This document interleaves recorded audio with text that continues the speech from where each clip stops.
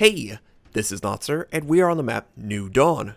I want to do a map tactics video series. It's going to happen Monday. That's usually my tips and tricks. I need to stay to a schedule. I think it's very important. So, why New Dawn? I love this map. It's a low tier map. Pretty much everyone has played on the map. I believe the tiers are 3 to 6, if I'm not mistaken. So, what is the first thing you do anytime you load into a map? You check the teams. For our team, we've got 2 aircraft carriers, 4 battleships, 5 cruisers, and 1 destroyer. For the enemy team, they've got 2 aircraft carriers, 3 battleships, 6 cruisers, and 1 destroyer as well. So, since we're on standard mode, I'm going to first discuss Domination and the initial start for Domination. For those who don't know, Domination, 3 capture points on New Dawn, A, B, and C. 1 is in the northwest, 1 is in the center, and 1 is in the southeast, as you can see on the screen. And the general idea is you want to have 2 bases to their 1. For aircraft carriers, their objective is pretty simple. Either destroy or scout out and destroy the enemy.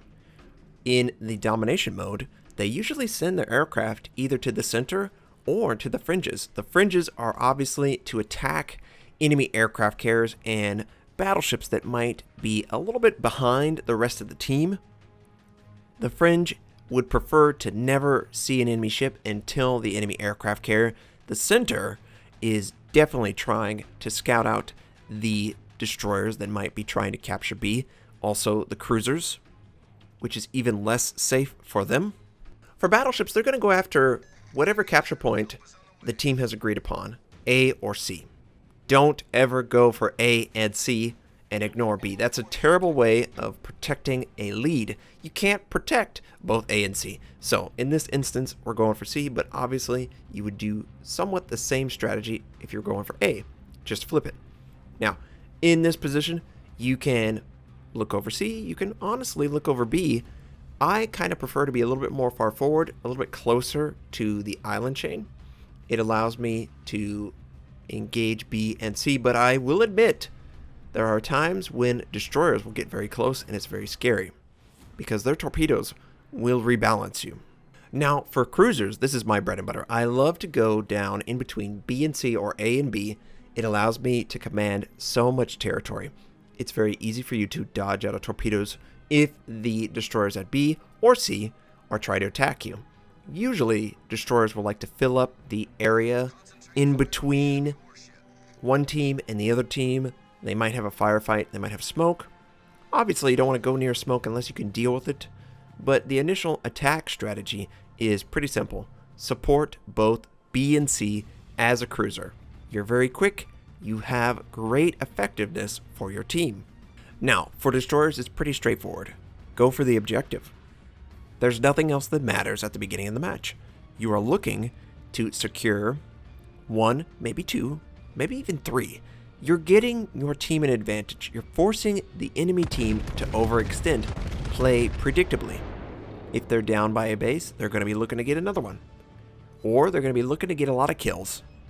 You can deny those by pulling back, forcing them to come into your team and overextend. Please don't be one of these destroyers that's like, you know what? Objectives are overrated. I'm going to try and go for the enemy aircraft carrier at the beginning of the match. Don't do that. You're not helping the team, and the team is probably going to lose because if you as a destroyer are not going for objectives, who will? Cruisers? Battleships? They don't have the concealment, smoke, or boost to get out of there. Just be a good destroyer. Support your team. Once the objectives are secured, you can continue on your merry way and do whatever you want. So, obviously, the initial start is so you have a 2-1 advantage over your enemy. You have the support of cruisers and battleships for both capture points. The destroyers have captured or are in the process of trying to capture with the firepower from those cruisers and battleships.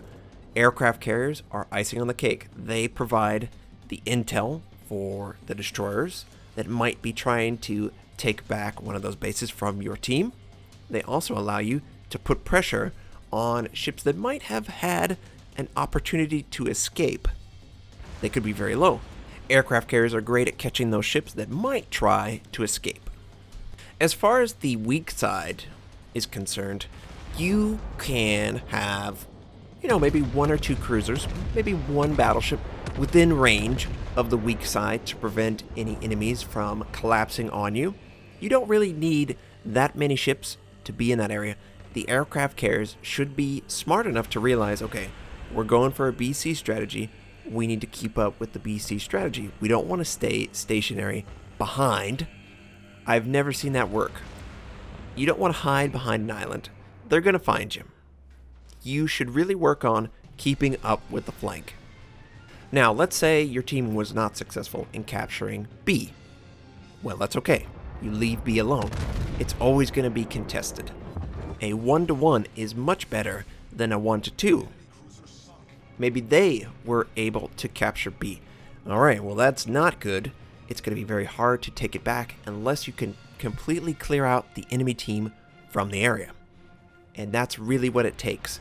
Don't try to overextend. Don't try to move your battleships or your cruisers into the point with enemies nearby. They're just going to stop you from capturing. Now, let's assume that B was successfully captured, but the enemy team also went for C. You guys are hotly contesting this point. Well, you need to find cruisers, if you're a battleship, that have shown their broadside. If you could see in this game, there are a lot of cruisers that made a mistake. They were showing their broadside. And you should go after them. Punish the broadside. You're a battleship. You should be able to do significant damage, and it's okay, as long as you're in range. It's not too far away, right? It's very low tier. Once you're comfortable engaging at all ranges, then you can choose the perfect target, and you should be able to completely destroy them if they've made the critical mistake that you're looking for. As a cruiser, you're trying to do chip damage. You're trying to take destroyers out of the fight. You are also trying to protect yourself. Use angling. Use islands. They're great on this map for avoiding damage. As a destroyer, you don't want to be anywhere near the capture point until the enemy team or your team have succeeded. You really want to try and hide around islands. Use that as an ambush tactic to send your torpedoes without the enemy really understanding what's going on. On the standard variant of the map, you don't really have to worry about the objectives. So a lot of classes, they have a completely different function. For the aircraft carriers, that is not the case. They are still looking to send aircraft to the center or the fringe. Fringe, you're looking to take out the aircraft carrier, maybe an isolated battleship. The center of the map, you are looking to pick off maybe enemy dive bombers or torpedo bombers that might come towards one of your teammates or maybe yours. You also are looking for battleships that overextend. Try and avoid cruisers, obviously. They're just so devastating to fighter groups. The destroyer, if you can catch one, is a great prize. You take a lot of information out of the map. For battleships, it's pretty much the same thing. You push the tempo. You want to have cruisers in close support. If there's aircraft carriers, obviously they'll protect you with defensive fire.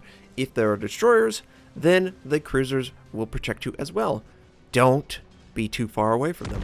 It's very important. You stay close to them, they'll protect you, you can protect them. It is a symbiotic relationship. Work together. For cruisers, you're basically pushing the flank with your team. Stay close to battleships, stay close to cruisers, stay close to destroyers. You want to screen for battleships to take out destroyers. You want to provide AA support for cruisers, destroyers, and battleships, and you want to try and do damage to as many targets as you can. Use AP against a broadside target. Use HE for pretty much everything else. For destroyers, it's very different. You don't have an objective to take. You could go to the enemy base, but that would be bad.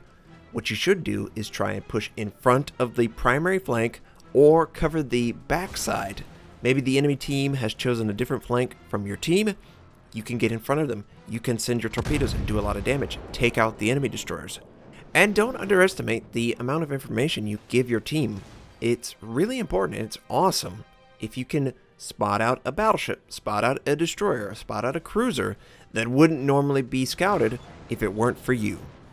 So, what quirks exist on the map? Well, it kind of looks like a smiley face in the center of the map. I thought that was pretty quirky. The gaps are very dangerous. Don't go through super narrow gaps. Some of the islands you can fire over, notably the southeast side of B. the southeast side of A. You can also try and fire over a couple islands that are north of C. If you are an aircraft carrier, don't run into an island to hide. Since there's an enemy aircraft carrier, it's really dangerous. You're stationary. Get comfortable moving. So, we've covered the map. Hopefully you learned something. Maybe you knew exactly what I was going to go to. I don't know. My tactics are... it's pretty straightforward. I try and check the enemy team, their composition. If I'm a destroyer, I try and exploit the fact that I think I can take on any enemy destroyer in a 1v1 situation and destroy them. If I'm in a cruiser, I'm trying to get damage on any target I see, take out the enemy destroyers, maybe get a clean broadside on an enemy cruiser and completely destroy them. Battleships, you really can one-shot players, just like I did in this game. Completely one-shot those cruisers, take them out of the fight. They are no longer an issue for my team. So we're going to speed through this because, guess what? I miss on the Königsberg every single salvo. He's just too good at dodging whatever I'm trying to do. The enemy is pretty much in the northeast side of the map. All 5 of them, give or take, have been seen in this area. This Wyoming, he burns down to friendlies, and I continue the assault on the enemy ships that are attempting to defend their base.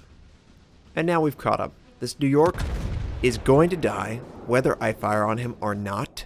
I choose to fire on him out of frustration. He isn't my kill, but I felt like that Königsberg was so close to dying so many times, and I just failed, that I wanted that Kraken Unleashed. Now, of course, this Königsberg is still alive.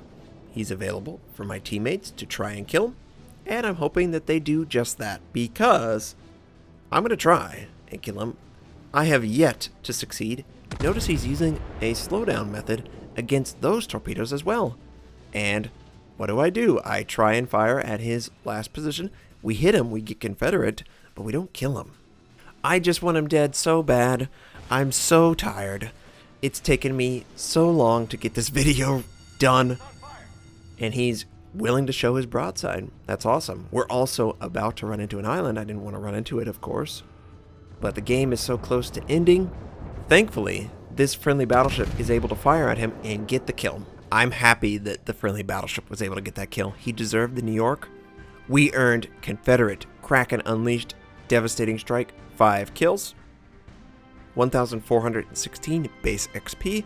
We did around 72,000 points of damage. It's alright. It was a pretty good game. I hope you enjoyed it. I hope you have a fantastic day, and I'll catch you next time.